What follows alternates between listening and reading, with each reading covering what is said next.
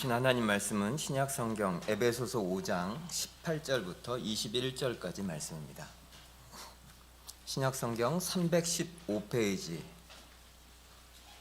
신약성경 315페이지, 에베소서 5장 18절부터 21절까지 말씀입니다.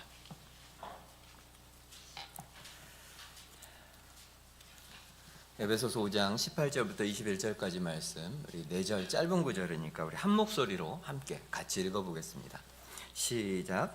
술 취하지 말라. 이는 방탕한 것이니 오직 성령으로 충만함을 받으라. 시와 찬송과 신령한 노래들로 서로 화답하며 너희의 마음으로 주께 노래하며 찬송하며 범사에 우리 주 예수 그리스도의 이름으로 항상 아버지 하나님께 감사하며 그리스도를 경외함으로 피차 복종하라. 아멘. 바울은 에베소서 후반부에서 오직 그리스도의 은혜로 그리스도인이 된 그리스도인의 삶의 그 실제 모습이 어떠해야 하는지, 은혜로 받은 우리의 신분에 합당한 삶이 어떠해야 하는지를 말하고 있는데, 주로는 부정적인 것들을 많이 말을 합니다. 우리의 삶에서 우리가 버려야 하는 것들, 하나님의 은혜에 합당하지 않은 것들이 무엇인지 말을 하죠. 거짓을 버리고, 또 분을 내지 않고, 도둑질하지 않고, 또 거짓말하지 않고, 그리고 분냄과 비방과 악의를 버리고, 음행과 더러움과 탐욕은 그 이름도 부르지 말라고 바울이 말합니다. 이런 금지의 명령들을 쭉 들으면 이런 말씀들이 어떤 분들에게는, 그러니까 예수를 믿고 산다는 것이 이것을 하면 안 되고 또 저것도 하면 안 되고, 그리고 뭐 술 마셔도 안 되고 뭐든지 하지 말아야 될 것이 아주 가득하게 많은, 그래서 예수 믿고 사는 삶이 재미도 없고 즐겁지도 않고 행복하지도 않고 그냥 뭔가 우리의 자유가 억압된 그런 조금은 비인간적인 그런 삶인 것 같은 그런 인상을 받는 분들도 계십니다. 하지만 그것은 너무나 큰 오해입니다. 계속해서 말씀드리지만 성경이 하지 말라라고 우리에게 말하는 것은 우리를 억압하기 위해서가 아닙니다. 우리 속에 이미 새로운 생명이 들어와 있고, 그 생명은 능력이 있어서 분명히 우리가 그 생명을 살면 살 수 있기 때문에 우리로 하여금 그 새로운 생명에 합당한 삶을 살라고 우리에게 말하는 것입니다. 생명이 바뀌면 당연하게도 실제 삶도 당연히 바뀌게 되어야겠죠. 그런데 우리의 가장 큰 그런 갈등과 또 고민이 바로 여기에 있습니다. 사실 우리 모두는, 여기 앉아있는 우리 모두는 우리가 어떻게 살아야 할지는 다 압니다. 그걸 모르는 분은 여기 아무도 안 계셔요. 분내지 말아야 한다는 것도 알고, 음행과 더러운 것을 가까이 하면 안 된다는 것도 압니다. 말을 조심해야 한다는 것도 알고, 그리고 사람을 사랑해야 한다는 것도 다 압니다. 근데 문제는 무엇입니까? 그걸 다 알지만 그렇게 살 수 있는 힘이 우리 속에 없다는 것이 문제입니다. 몰라서가 아니라 알지만 그렇게 살 수 없는 것이 우리의 가장 큰 고민이죠. 벌써 거의 15년 가까이 된 영화인데, HER, 허라는 영화가 있어요. 혹시 보신 분들이 계실지도 모르겠어요. 이 주인공은 너무 외로워서, 벌써 10몇 년 전에 이런 영화가 나왔다는 게 놀라운데, AI로 된 운영체계 하나를 삽니다. 그 AI 운영체계 이름이 사만다인데, 그래서 지금 뭐 지니야 시리아 하는 것처럼 그 AI랑 대화를 하면서 엄청나게 위로를 받고 감정적인 충만함을 느껴요. AI 기계인데 그 사만다랑 대화를 하면서 밤새 대화하면서 엄청나게 위로를 많이 받고 사랑에 빠지게 돼요.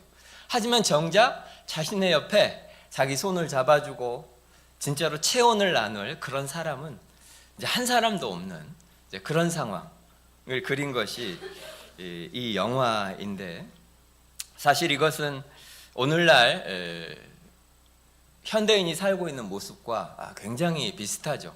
똑같지는 않지만 요즘 사람들을 보면 인스타그램 같은 거 많이 하죠. 거기에 뭐 유명한 사람들은 뭐 수백만 명, 수천만 명이 그 사람을 팔로우하기도 하고, 또 그냥 보통 사람이라도 뭐 수백 명 친구, 인스타 친구가 있는 사람들도 많이 있습니다. 인스타를 안 한다 하더라도 스마트폰만 있으면 정말 국경 제한 없이 온 세상에 있는 사람들과 연결되어 살고 있어요. 그런데 사람들은 점점 더 그 영혼이 더 외롭고 영혼의 기아 상태다 이렇게 말할 수 있을 정도로 영혼의 문제가 점점 더 심각해져 가고 있습니다. 왜 그럴까요? 사람이 없어서 그럽니까? 아닙니다. 사람이 없어서가 아니라 이전보다 훨씬 사람과 사람 사이를 감당할 만한 그런 에너지, 동력, 힘, 그것이 없기 때문이에요. 재밌는 이야기 많이 요즘 듣는데 여러분은 어떠신지 모르겠어요. 요즘 사람들은 이제 주로 문자로 대화를 합니다. 그래서 문자로 대화하는 게 편하지, 만약에 누가 전화를 하면 가슴이 철렁 하면서 전화 받는 것을 두려워하는 사람들이 갈수록 늘어난다고 그럽니다. 여러분은 어떠십니까? 왜 그럴까요? 점점 사람 관계에 지치기 때문이에요. 힘이 들어요. 저 사람이 나를 어떻게 볼까? 그 시선, 눈치 보느라고 너무 지치고, 또 사람들을 만날 때마다 나를 증명하고 내가 어떤 사람인지 보여주고 그러려고 점점 힘이 너무 들고 소위 말해서 방전이 되는 겁니다. 내 안에 에너지가 없고 심지어 사람을 사랑할 힘이 내 안에 완전히 고갈되어 있는데 교회에 오면 성경은 계속해서 사랑하라 이렇게 말하니까, 그것도 사람을 사랑하라, 주님이 우리를 사랑하신 것처럼 그렇게 사랑하라 이렇게 말하니까 신앙생활이 굉장히 어려운 짐처럼, 그리고 큰 무게로 이렇게 느껴지는 사람들이 굉장히 많습니다. 그런 우리들을 성경은 잘 아시죠. 그러면서 성경은 오늘 우리에게 무엇을 말합니까? 먼저 약속을 합니다. 뭐라고 하죠? 성령 충만을 받으라 라고 말합니다. 오늘 전체의 주제죠. 성령 충만을 받으라. 이것은 우리에게 그 무언가를 하라는, 다시 우리 위에 새로운 짐을 얹어주는 것이 아니고, 완전히 고갈되고 방전돼 버린 것 같은 우리, 그냥 옆에 있는 사람 하나 사랑하는 것조차 힘겨워하는 우리에게 하나님께서 자신의 생명을 우리에게 주시겠다고 하는 그런 약속입니다. 우리에게 무엇을 하라는 것이 아니고 하나님이 하나님의 사랑을 우리에게 부어주시겠다고 하는 약속, 그것이 성령 충만을 받으라라고 하는 말씀의 의미입니다. 이 성령 충만이야말로 그런 의미에서 이제 뒤로 쭉 이어지는 본문에서 그거를 성경이 증거하고 있지만, 우리에게 가장 가까운 관계, 가족과의 관계, 또 우리의 일터, 그리고 우리가 살고 있는 이 일상, 이 모든 것을 능력 있게 우리의 신분에 합당한 그리스도인으로서 살게 하는 가장 중요하고 그리고 유일한 그런 동력이고 힘입니다. 그래서 오늘 우리는 이것을 살펴보려고 하는데, 오늘 말씀은 여러분이 너무나 잘 아는 구절들이죠. 오늘 말씀을 읽어보면 바울은 성령 충만에 대해 말하면서 곧바로 이어서 술 취하는 것에 대해서 곧바로 이어서 말합니다. 이것은 이 둘을 단순히 대조하는 그런 비유, 그것이 아니고, 왜 술 취함에 관해서 말하냐면, 바울은, 그리고 성경은 인간이 우리가 어려운 일이 생겼을 때, 그리고 우리의 현실을 견디기 위해서 우리가 무엇을 의지하는 존재인지, 우리는 자꾸 무엇을 의지하려고 하는지를 너무나 잘 알기 때문에 이 술 취함에 관해서 말하고 있습니다. 술을 취하는 것과 성령 충만한 것은 굉장히 비슷한 부분이 있죠. 실제로 우리가 너무나 잘 아는, 이 설교를 할 때마다 듣게 되는 사도행전 2장에 보면 예수님이 승천하시고 나서 제자들이 마가의 다락방에서 기도할 때 하나님께서 그들 가운데 약속하신 그 성령을 보내주십니다. 그래서 인류 최초로 성령이 그들 속에 거하시는 사람들이 생겨나게 돼요. 교회고 바로 우리들이죠. 그런데 성령이 그들 속에 임재를 하고 나니까 이 사람들이 이전에 한 번도 본 적이 없는 너무나 특이한 사람들이 됩니다. 그래서 그 성령이 임한 사람들, 그 제자들을 보고, 그걸 보고 사람들이 뭐라고 하냐면 사도행전 2장 13절에 보면 어떤 이들은 조롱하여 이르되, 조롱하면서 뭐라고 하냐면 그들이 새 술에 취하였다 이렇게 표현합니다. 왜냐하면 이 사람들이 하는 행동이나 양태가 너무나 다르기 때문에 이전에 한 번도 본 적이 없는 엄청난 기쁨, 그리고 엄청난 희생, 엄청난 그런 담대함, 엄청난 자유, 그 이전에 그 무엇으로도 본 적이 없는 새로운 종류의 사람들이 그 성령이 임한 사람들 속에서 보여주기 때문에 이 사람들이 술 취했다 그렇게 표현합니다. 왜 성경은 그러면 성령 충만한 것과 술 취하는 것을 빗대어서 말할까요? 왜냐하면 아주 간단하게 말하면 사람들이 술을 취해서 얻고 싶어 하는 것을 우리는 성령에 충만해서 얻게 됩니다. 사람들이 술을 취하면서 원하는 그것을 우리는 성령 충만하면 얻을 수 있게 되기 때문입니다. 사람들이 언제 주로 술을 마시죠? 드라마 같은 데서 술 마시는 장면이 주로 언제 나옵니까? 엄청나게 기쁠 때에도 술을 마시지만 대부분의 경우는 엄청나게 힘들 때, 그럴 때 술을 마시죠.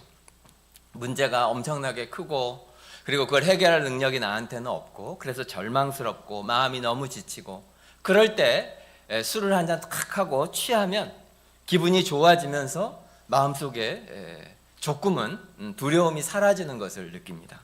그래서 술 취하기 전에는 할 수 없었던 말도 하게 되고 술 취하기 전에는 할 수 없던 행동도 하게 되고 뭐 드라마 같은 데서 많이 나오지 않습니까? 그러나 이 술은 성령과는 그 작동하는 방식이 완전히 정반대예요. 술이 왜 우리에게 용기를 줄까요? 제가 뭐 의사는 아니지만 술이 하고 있는 거는 뭔가 우리를 억제하는 거예요. 무슨 말이냐면 술이 왜 우리한테 용감하게 만듭니까? 사람들이 술 취하면 평소에 도저히 할 수 없는 행동들을 막 하죠. 왜냐하면 술이 우리의 뇌의 기능을 이렇게 마비시켜서 우리가 보고 있는 현실 그대로 보지 못하게 만들어요. 그러니까 더 작게 보이게 만든다는 거죠. 더 우습게 보이게 만들어요. 현실보다 더 덜 보게 만들어요. 내 앞에 산더미 같이 큰 문제가 있어요. 너무 고통스러운 문제가 있고 너무나 큰 상처가 내 속에 있어요. 그리고 너무나 불확실한 미래, 그리고 그것 때문에 느껴지는 공포, 두려움 이런 것들이 마음속에 크게 있는데 그걸 어떻게 하죠? 그거를 작게 보이게 만든다는 거죠. 이만한 큰 것이 이만하게 작게 보이니까 마음속에 무엇이 생깁니까? 별거 아니네 하면서 마음에 평안이 생겨요. 술 취할 때 우리에게 주는 그 평안은 그런 의미에서 가짜 평안이죠. 진짜가 아니에요. 진짜는 이만한데 가짜로 요만하게 보이게 만들어요. 술이 순간적으로 억제를 하는 거죠. 실제를 그대로 보지 못하게. 하지만 성령님은 어떻게 하시죠? 정반대입니다. 무슨 뜻이냐면 성령님은 우리가 보고 있는 것을 작게 만드는 것이 아니고 우리가 보고 있는 것보다 훨씬 더 거대한 걸 보게 해줍니다. 그래서 지금 볼 수 없는 것을 성령이 충만하게 되면 우리는 더 많은 것을 볼 수 있게 됩니다. 그게 성령 충만함이에요. 그러니까 이것은 우리를 억제하는 것이 아니고 우리를 깨어나게 하는 거죠. 우리를 닫아놓는 것이 아니고 우리를 더 큰 것에 열려있게 만드는 것이, 그것이 성령님이 하시는 것입니다. 그래서 어떻게 합니까? 지금은 우리가 볼 수 있는 것이 이만큼인데 성령이 충만하게 되면 지금 볼 수 없는 무한히 더 큰 것을 보게 돼요. 더 큰 현실. 나는 이만큼만 보고 있었는데 이것이 전부가 아니구나. 진짜 현실이 이만한 거구나. 참된 현실, 진짜 현실, 그것을 보게 해주는 것이 성령님이 하시는 일입니다.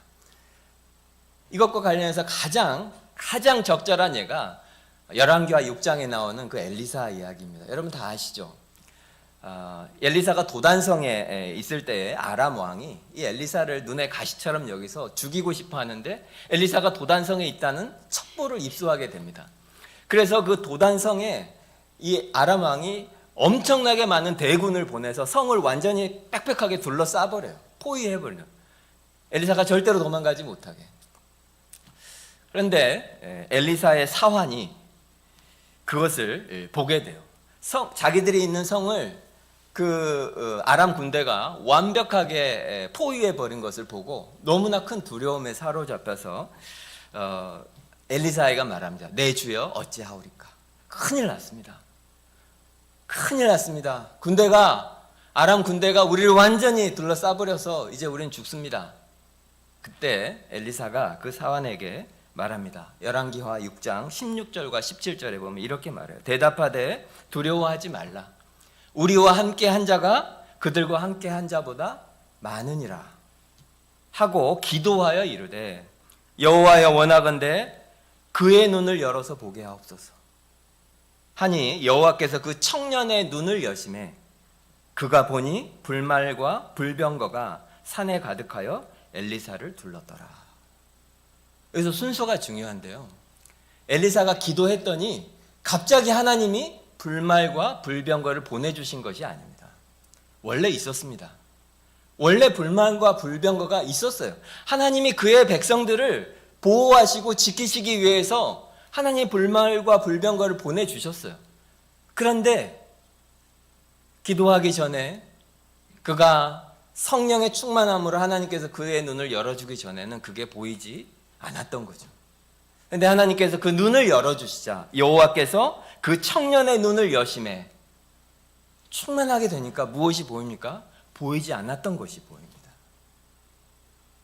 지금은 우리가 적에 둘러싸여 있는 그것이 현실이라고 생각해서 두려워서 죽을 줄 알았는데 하나님께서 그 눈을 열어주시고 성령이 충만하게 되니까 그 너머에 있는 진짜 현실이 보이게 되었다는 거죠. 그것이 성령 충만한 것입니다. 성령 충만을 그래서 열왕기하의 언어로 표현해 보면 눈이 열리는 사건이다 이렇게 표현할 수 있어요. 물론 성령이 임한다고 해서 성령이 충만한다고 해서 갑자기 모든 문제가 해결되는 것은 아닐 수 있습니다. 몸 안에 있는 질병이 여전히 그대로 있을 수 있고 경제적인 문제가 여전히 그대로 있을 수 있습니다. 관계 때문에 받았던 그 상처가 여전히 아프고 고통스러울 수 있습니다. 하지만 눈이 열리고 성령이 충만하게 되면 무엇이 보입니까? 그 너머에 계시는 하나님의 통치, 하나님의 임재, 그것이 보이게 되고 그것이 느껴지게 됩니다. 눈이 열리는 거죠. 지금 눈에 보이는 현실이 있는데 그것을 압도하는 불말과 불병거가 있는 것을 보게 되고 느끼게 돼요. 하나님이 정말로 살아계신다. 하나님이 정말 나를 사랑하신다. 하나님이 나를 대신해서 싸우고 계신다. 하나님이 나의 아버지시고 하나님이 나를 지키고 보호하고 계신다. 그것을 보게 되고 느끼게 됩니다. 성령으로 충만하게 됩니다. 그러면 그것을 보기 때문에 눈앞에 있는 현실이 어떠하든지 거기서 견디게 되고 그리고 싸우게 되고 그렇게 되는 거죠. 술 취함과 성령 충만은 비슷하지만 술은 우리의 현실을 잊게 만들지만 성령은 현실보다 훨씬 더 크신 하나님을 보게 하는 것이 성령님이 하시는 일입니다. 그렇게 만약에 정말로 그 성령님을 우리가 보게 된다면, 보지 못했던 현실을 우리가 진짜로 보게 된다면 그 다음은 어떻게 될까요? 필연적으로 그것은 실제 우리의 삶에 변화를 만들어내게 됩니다. 우리의 선택에 변화를 가져오게 돼요. 눈에 보이지 않는 현실을 보게 되면 눈에 보이는 현실의 삶에 변화가 나타나는 것이 당연한 이치입니다. 그래서 바울은 성령 충만에 관해서 이야기하면서 무슨 신비한 체험이나 기도나 이런 것을 말하지 않아요. 성령 충만 말하고 곧바로 뭘 이야기합니까? 부부관계, 일터에서의 문제, 자녀관계, 우리의 실제 삶에서 가장 중요한 부분들, 매일매일 우리가 살고 있는 이 일상, 그것에 대해서 말하고 있습니다. 무엇 때문이냐면 성령 충만하다고 하는 것이 그냥 교회에서 느끼는 어떤 그런 종교적인 감성이 아니고 분명히 우리의 실제 구체적인 삶에 영향을 끼친다는 거죠. 특별히 가까운 관계들 속에서 그것이 증거되고 그것이 드러난다고 성경은 분명하게 말하고 있습니다. 만약에 진짜로 성령이 충만하게 되면 우리가 볼 수 없었던 것을 보게 되면 가장 먼저 무엇을 하게 될까요? 20절 말씀을 보시겠어요? 20절에 보면 범사에 우리 주 예수 그리스도의 이름으로 항상 아버지 하나님께 감사하며. 성령 충만하게 되면 가장 첫 번째 증상은 감사입니다. 감사. 사실 이 감사라고 하는 것이 남들도 다 하는 거죠. 예수 안 믿는 사람들도 다 합니다. 그런데 주로 언제 합니까? 상황이 좋을 때 합니다. 삶이 어려운 일이 해결되고 형편이 나아지고. 그러니까 보통의 감사라고 하는 것은 상황적인 감사고 그리고 환경적인 감사입니다. 하지만 성령 충만한 감사는 환경 때문에 생긴, 환경이 좋아졌기 때문에 생긴 그 결과를 성령 충만한 감사라고 할 수는 없습니다. 아까도 말씀드린 것처럼 하나님이 모든 것을 통치하고 계시고 눈에 굉장히 악하고 나쁜 일이 벌어지고 있는 것 같아도 하나님이 모든 것을 통해서 선을 분명히 이루실 것이다. 그러니까 내가 지금 절망할 일이 아니고 보이지 않아도 하나님이 일하신다고 하는 것을 감사할 수 있게 되는 것이 성령 충만한 감사에 해당합니다. 성경에는 이런 예들이 무수히 많이 나오죠. 사도행전에 보면 빌립보 감옥에 갇힌 바울과 실라 이야기가 나옵니다. 잘 아시죠? 바울과 실라가 빌립보에 가서 복음을 전하다 붙잡혀서 깊은 감옥에 갇히게 돼요. 그리고 발에 착고까지 채워지게 됩니다. 그런데 그들은 원망하지 않고 자신의 처지를 한탄하지도 않습니다. 무엇하죠? 우리가 성경에서 보는 것처럼 밤에 이 사람들이 함께 하나님을 찬송하고 그리고 감사했다고 기록하고 있습니다. 상황이 좋아서 아니면 하나님이 앞으로 어떻게 할지를 분명히 알기 때문에 그래서가 아닙니다. 지금 감옥에 있지만 심지어 내 발에 착고, 쇠로 내가 묶여 있지만 이것이 내가 알고 있는 모든 현실이 아니다. 지금 내 발에 착고가 묶여져 있지만 나는 이 사람들이 묶을 수 있는 사람이 아니다. 하나님은 이 모든 것보다 크시다. 그것을 그들은 감옥 속에서 믿고 있었기 때문이에요. 감옥이란 현실에 너무나 명백하고 물리적으로 내 손에 착고가 붙잡혀요. 그렇지만 그 모든 것 위에 하나님이 실제로 통치하고 계시고 하나님이 모든 일의 주관자시라고 하는 것을 그 사람들은 보고 있었고 그리고 믿고 있었기 때문입니다. 그래서 무엇이 나옵니까? 찬송과 감사가 나옵니다. 이 문제를 해결해 주시면 그러면 제가 감사의 찬송으로 올리겠습니다. 그런 게 아니었다는 거죠. 그런 의미에서 지난주일 설교랑도 연결되지만 우리 입에서 원망과 불평이 가득하다면 그것은 단지 상황이 나쁘고 힘들기 때문이 아닐 겁니다. 아마도 우리 영혼이 성령 충만함을 받지 못하고 성령의 통치 아래 있지 못하고 오히려 환경에 지배당하고 두려움과 공포에 압도당하고 있다는 그런 위험한 그런 신호일 수 있습니다. 정말로 성령 충만하면 어려운 일이 없어지는 것은 아니지만 우리 속에 감사가 분명히 나타나게 될 것입니다. 그것이 첫 번째 증상이고 두 번째는 찬양입니다. 바울과 실라도 뭐하죠? 감사하고 찬송을 불렀다고 하잖아요. 사실 이 찬송, 찬양 이것을 교회에서조차도 사람들은 뭔가 내 기분을 고양시키고 내 감정을 기쁘게 하는 그런 분위기 조성용 도구로 생각하는 경우가 너무 많아요. 무슨 행사하면 가수들 불러다가 노래시키잖아요. 앞에. 그런 것처럼 분위기 띄우기 위해서. 예배 때 찬송은 그런 것이 아닙니다. 그렇기 때문에 사람들이 자기 기분이 좋으면 찬송을 불러요.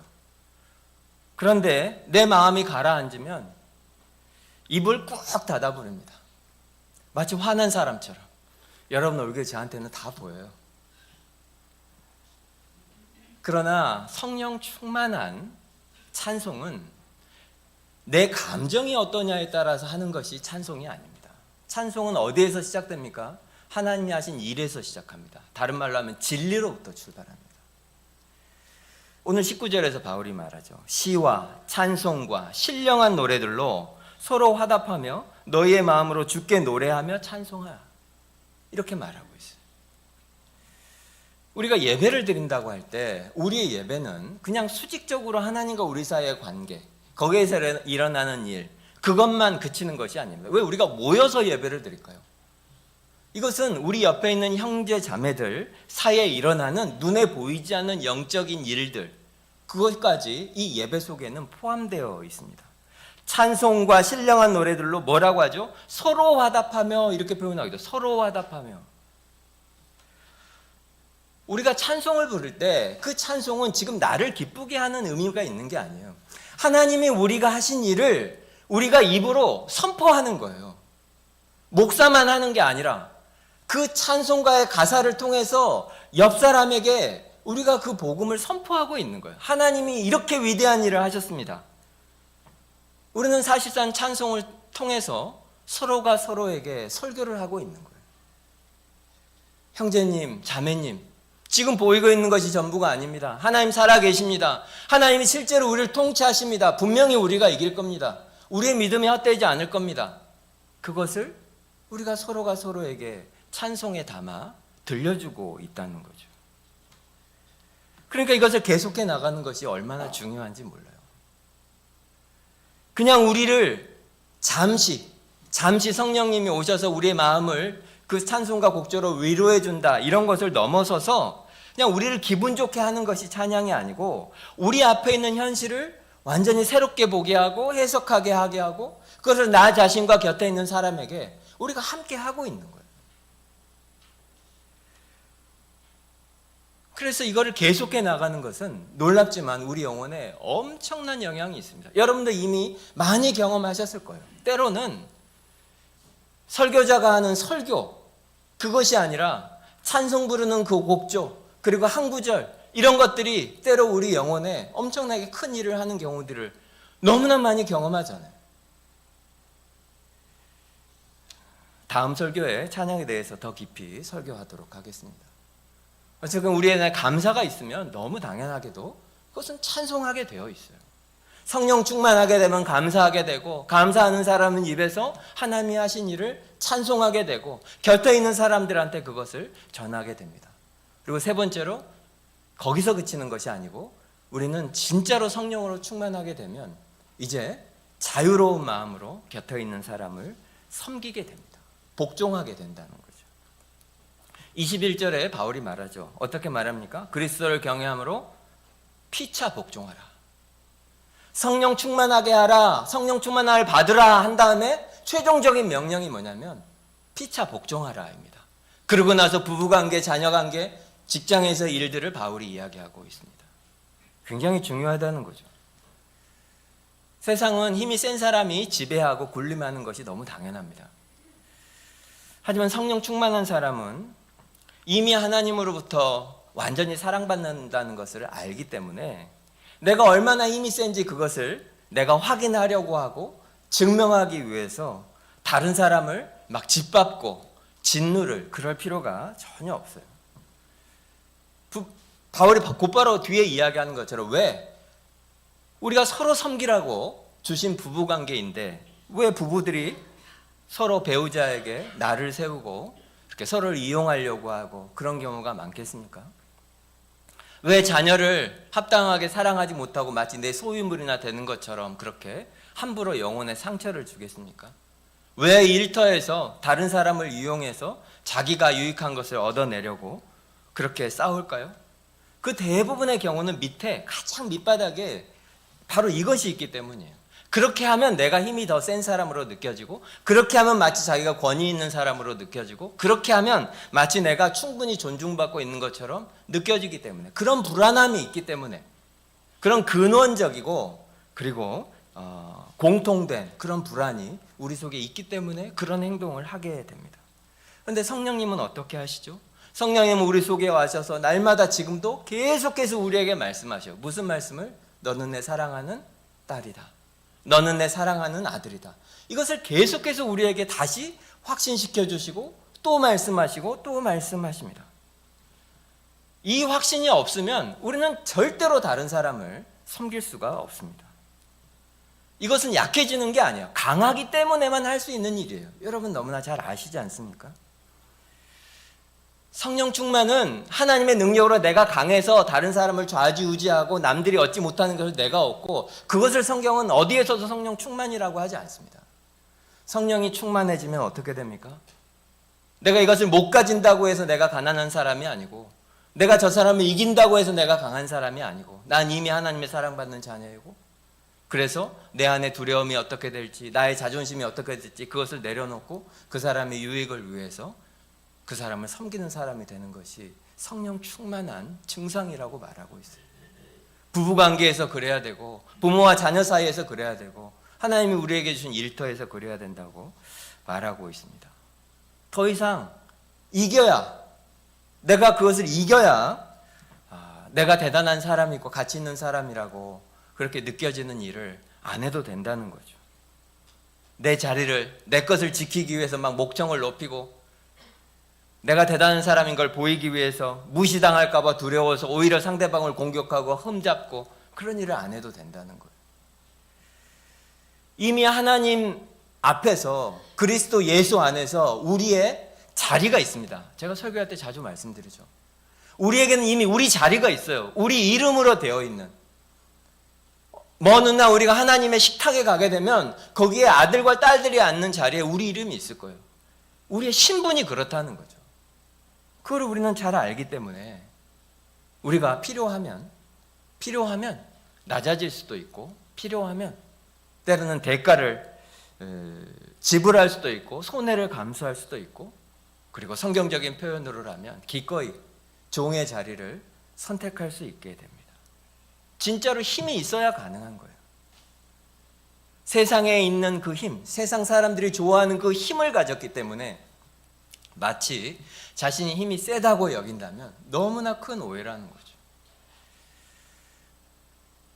우리가 성경이 말하고 있는 그 아름다운 남편과 아내가 될 수 있는 힘,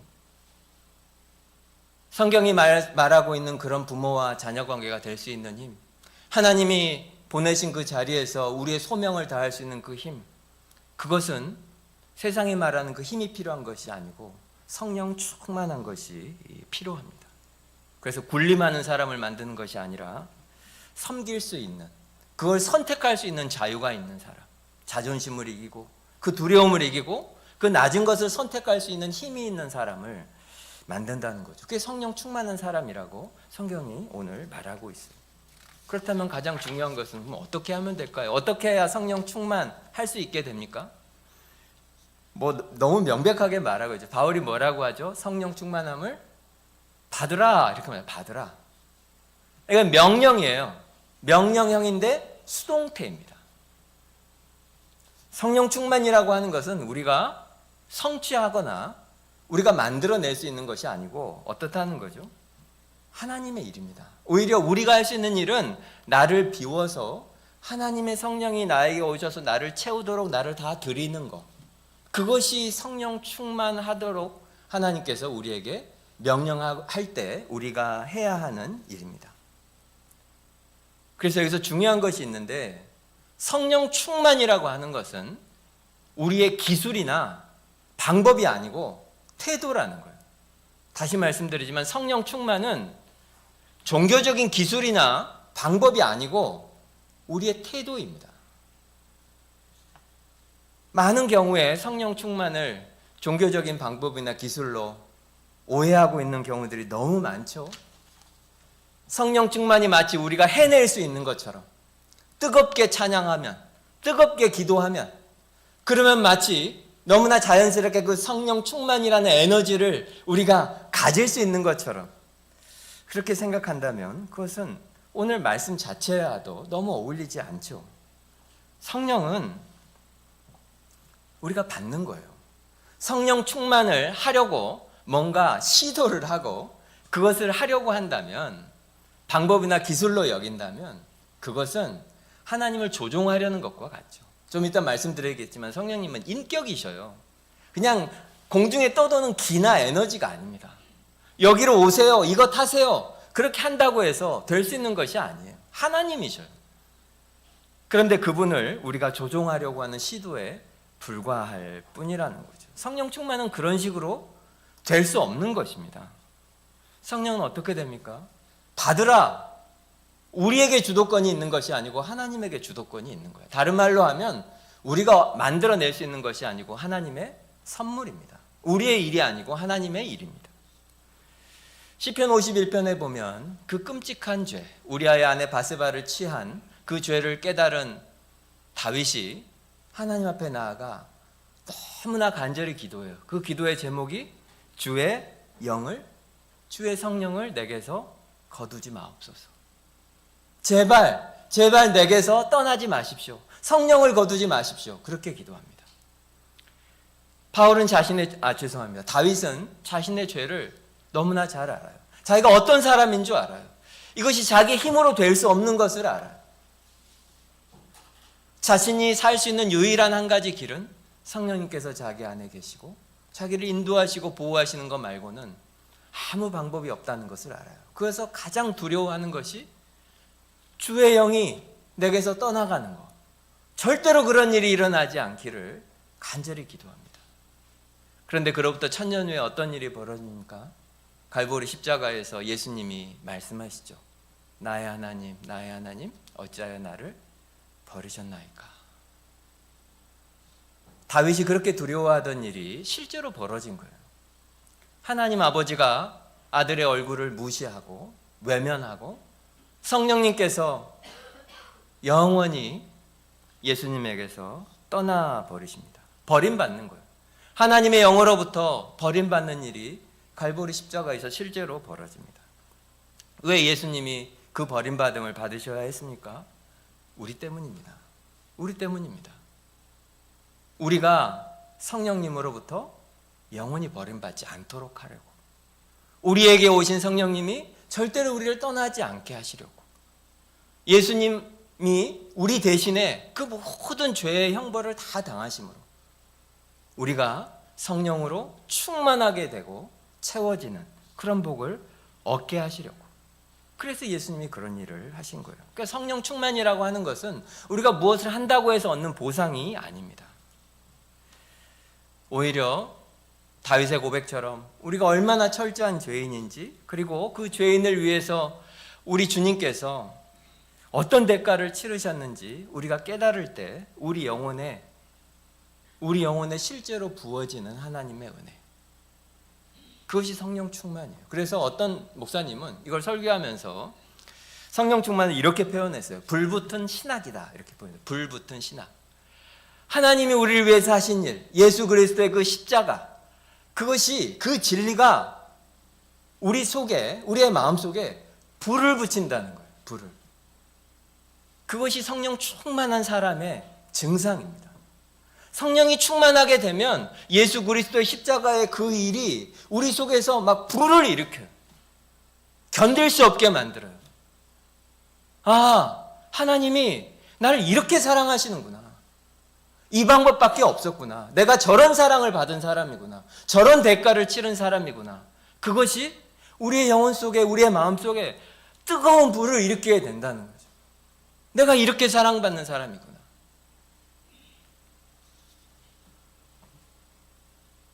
우리가 어떤 종교적인 열정이나 방법이나 기술, 그런 것들을 가지면 성령으로 충만하게 되는 것이 아닙니다. 십자가를 붙들 때, 그때 우리는 성령님께서 우리를 채우시는 것을 경험하게 될 것입니다. 그것이 성령 충만하는 유일한 길이에요. 성령 충만은 사람들이 모여서 그냥 우리의 열정을 뜨겁게 하고 성령님 오십시오 한다고 되는 일이 아닙니다.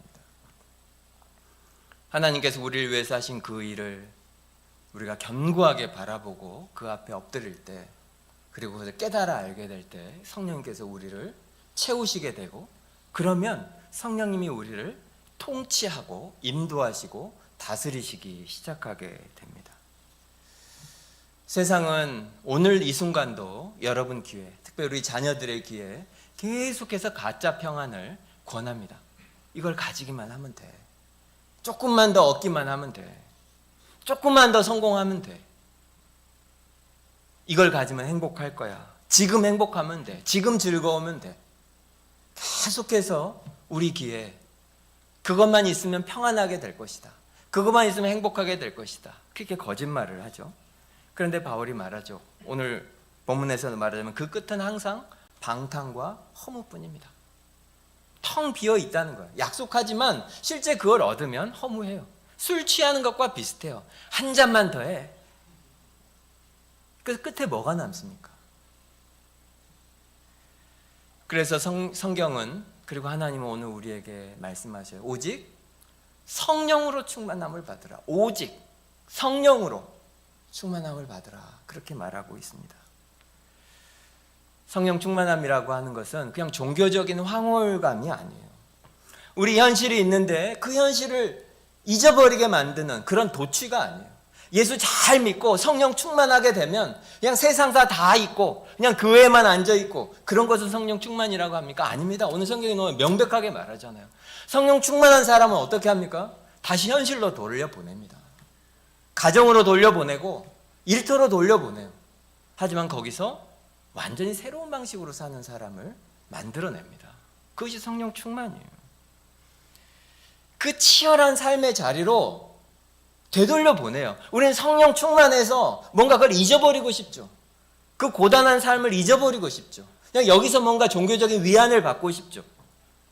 하지만 성경은 우리를 성령으로 충만하게 한 다음에 거기로 다시 보내요. 그래서 거기서 도망치지 않게 하고 거기서 무너지지 않게 하고 거기서 하나님의 백성으로 살아가도록 우리에게 힘을 주는 것이 성령 충만입니다. 그래서 필연적으로 오늘 바울의 말에도 나타나지만 이 성령 충만에는 분명한 특징들이 있어요. 첫째는 현재적이라는 게 현재형. 오직 성령으로 충만함을 받으라 말하죠. 받으라. 받으라라고 말하는 것은 한 번만 받으면 된다 하는 그 과거형이 아니고 실제 동사 자체가 현재형이에요. 계속 받으라는 거예요. 그대로 직역하면 계속해서 성령 충만함에 있으라 그렇게 직역할 수 있습니다. 이 본문을. 이건 우리가 맨날 느끼는 거잖아요. 우리의 은혜는 하나님의 은혜는 은행에다가 저금해 놓는 것처럼 거기다 넣어놨다가 필요할 때 꺼내 쓸 수 있는 것이 아니죠. 아닙니다. 우리가 과거에 받았던 은혜로 오늘을 살 수는 없습니다. 어제 받았던 은혜로 오늘을 살 수는 없어요. 우리는 매일, 매 순간 하나님의 은혜가 필요한 존재입니다. 우리가 너무나 잘 알죠. 그리고 또 하나는 아까도 말씀드린 것처럼 수동태예요. 우리가 만들어낼 수 있는 것이 아니에요. 너희가 스스로 충만하라 그렇게 말하지 않죠. 받으라고 합니다. 하나님이 우리를 채우시도록 우리를 내어드려야 돼요. 그래야 우리가 그것을 해야 하나님이 우리에게 선물을 주시고 그리고 우리를 비워서 그분에게 드리면 그분이 우리를 채우시는 우리에게 임하시는 그 은혜가 성령 충만이에요. 날마다 받아야 되고 날마다 나를 죽이고 하나님께 우리를 드려야 되고 그리고 또 하나 마지막으로 세 번째는 함께 해야 합니다. 복수형이라는 거예요.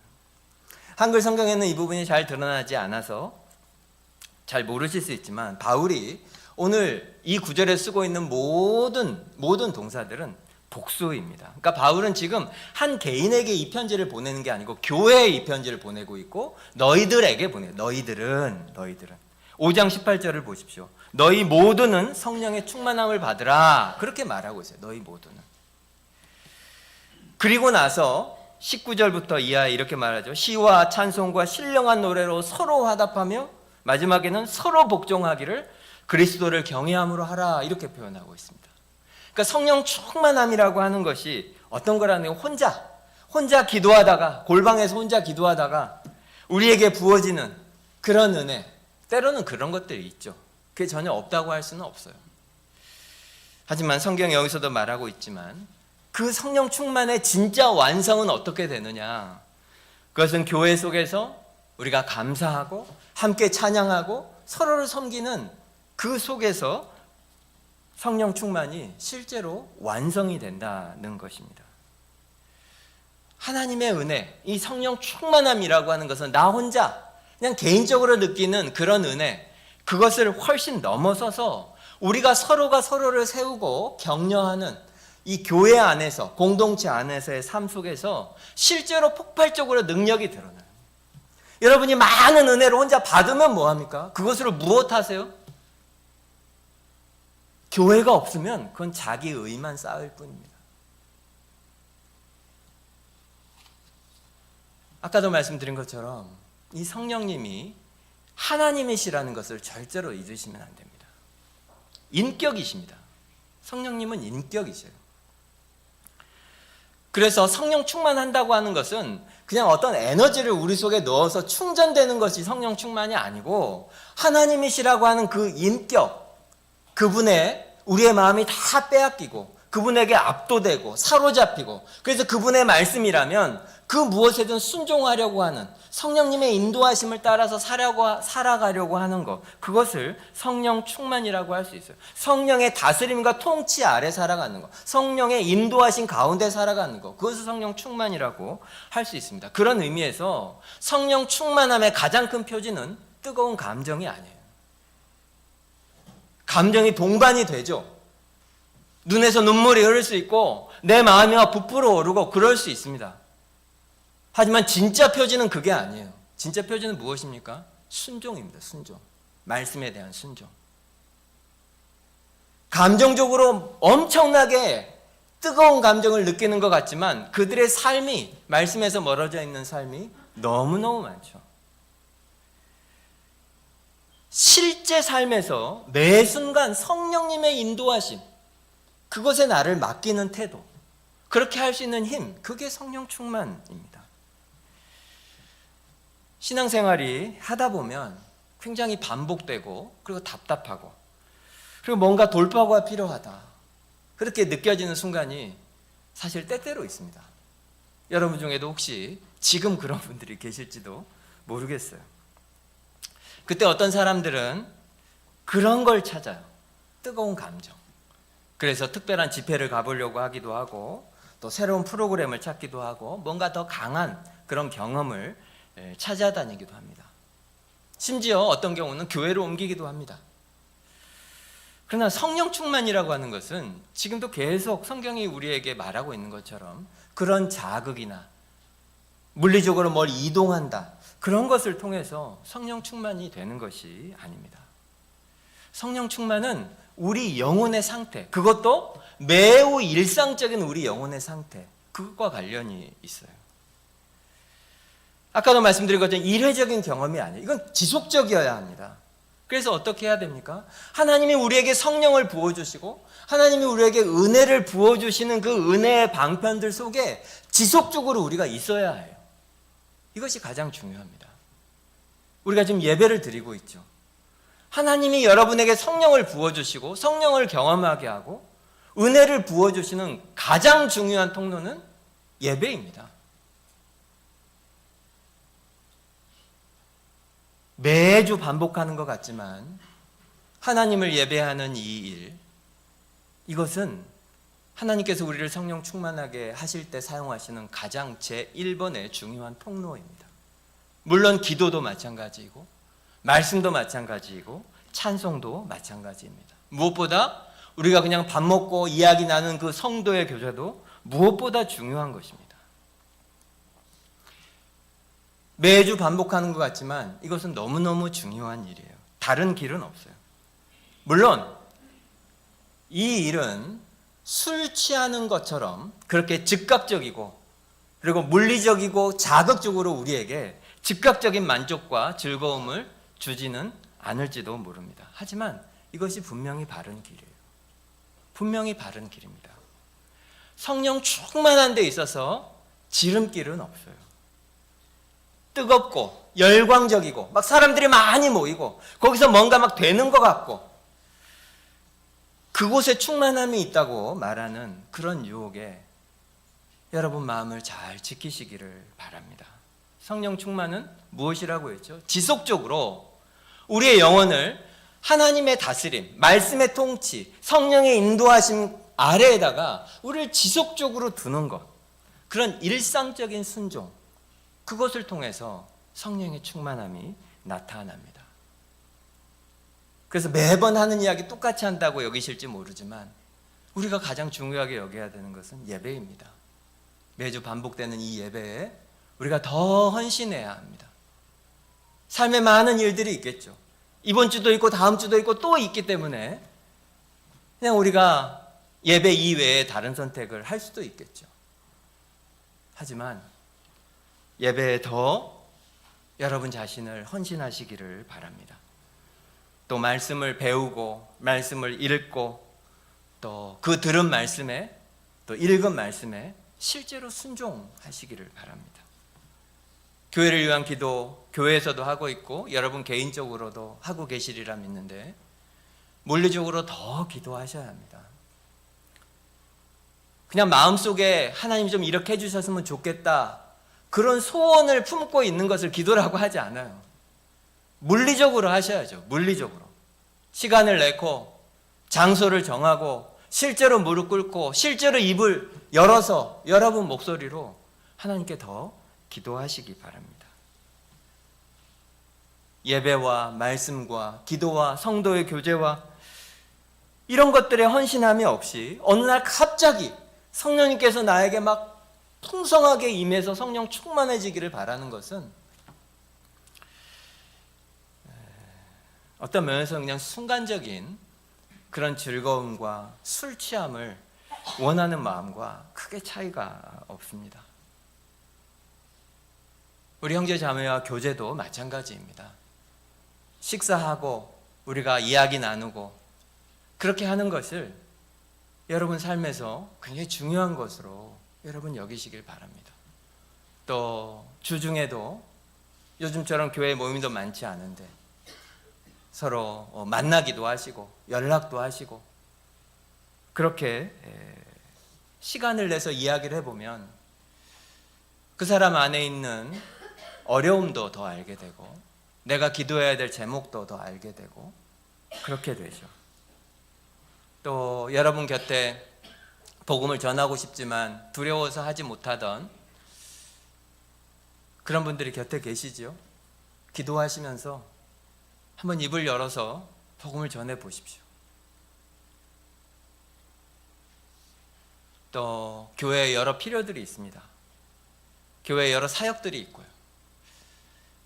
너무 좀 부담스러워서 내가 할 수 있을까 생각했던 그런 일들도 용기를 내서 한번 해보십시오. 다른 말로 해서 내가 평소에 나라면 할 수 없는 생각이 기도 중에 들고 말씀 중에 내 귀에 들린다면 그건 성령님께서 오늘 나에게 하고 계시는 말씀이다. 이렇게 들음으로 한번 순종해 보십시오. 여러분 자신을 내어드리는 거예요. 그럼 어떻게 됩니까? 알게 됩니다. 성령님이 채우셔요. 내 안에 충분히 있으니까 내가 얼마든지 할 수 있지. 그건 위험한 상태예요. 내가 그게 적합하지 않지만 성령님이 나한테 말씀하시니 내가 나를 드립니다 할 때 성령님께서 내 영혼을 채우고 상황을 주관하셔서 그 일을 할 수 있게 하시는 것을 우리가 경험하게 돼요. 분명히 여러분에게 감당할 능력을 주십니다. 사도행전을 천천히 읽어보세요. 성령님은 절대로 우리를 혼자 두지 않으세요. 우리가 하나님 말씀에 순종하려고 할 때 우리가 할 수 없는 일들을 하게 하시는 능력을 우리 가운데 부어주십니다. 성령 충만이라고 하는 것은 그냥 우리를 쥐어짜서 그냥 하나님을 쥐어짜서 내가 뭔가 종교적인 그런 기쁨과 감정을 얻는 것을 성령 충만이라고 하지 않습니다. 하나님이 이미 하신 그 일, 그리고 십자가에서 너무나 명백하게 증거된 그 예수 그리스도의 사랑에 나 자신을 완전히 던지기로 하는 것, 거기에 헌신하기로 하는 것, 그것을 믿기로 하는 것, 그것이 성령 충만한 사람이 하는 선택입니다. 이번 한 주간 술 취한 세상이 줄 수 없는 그 큰 사랑을 성령 충만함으로 여러분이 실제로 경험하시기를, 그래서 우리의 힘으로 할 수 없는 일을 하게 되고 담대하고 진짜 자유롭게 이번 한 주간 살아가게 되시기를 간절히 바랍니다. 기도하겠습니다. 여러분 말씀을 기억해 보십시오. 어떠십니까? 성령 충만이 여러분에게 먼 그런 부담으로 느껴지십니까?